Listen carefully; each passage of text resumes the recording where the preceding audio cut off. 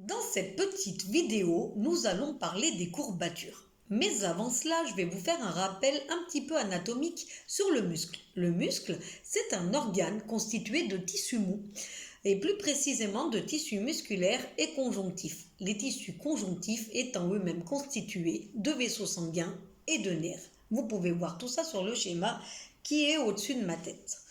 Les muscles sont là pour produire de la force et du mouvement et ils sont responsables de la posture, du maintien, de la locomotion et également du mouvement des organes internes.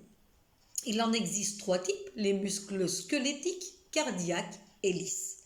Les muscles lisses et cardiaques vont avoir un mouvement que l'on appelle involontaire car il n'y a pas d'intervention de la pensée.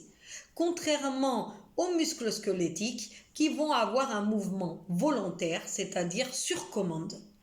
Dans les muscles squelettiques, il y a deux catégories, la contraction lente et la contraction rapide. Il faut savoir que l'activité musculaire vient de la consommation d'énergie sous forme d'ATP qui est produit à partir du glucose stocké dans les muscles. Donc les courbatures, d'où viennent-elles? Que sont-elles? Ce sont des douleurs musculaires bénignes après un effort physique inhabituel ou intensif. Quels sont les symptômes? C'est une douleur sourde lorsque le muscle est étiré, contracté ou mis sous pression. On l'appelle aussi l'hyperalgésie musculaire.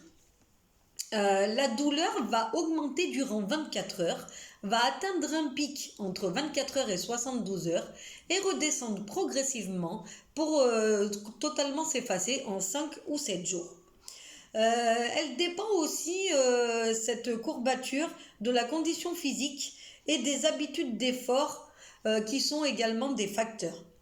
Quelles sont les causes?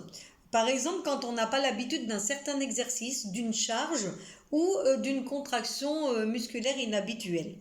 Cela viendrait d'un microtraumatisme au niveau du muscle et du tendon qui va créer une microlésion, une toute petite lésion.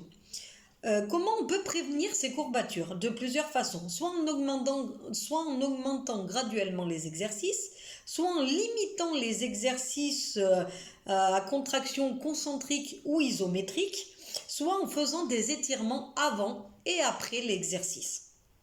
Il y a des traitements pour les muscles, alors soit un massage, soit l'exercice continu peut diminuer la douleur, ou alors sur cette image vous voyez il y a le bain chaud, l'immersion en eau fraîche glacée, mais elle n'est pas forcément reconnue, l'homéopathie ou encore les bandes, l'alimentation saine ou le repos. Comme vous pouvez le voir, les courbatures, c'est quand même quelque chose qui peut être bénin, mais qui peut s'aggraver avec le temps. Donc il faut bien prendre soin de son corps. Je vous dis à bientôt pour une prochaine vidéo, en espérant que celle-ci vous ait plu.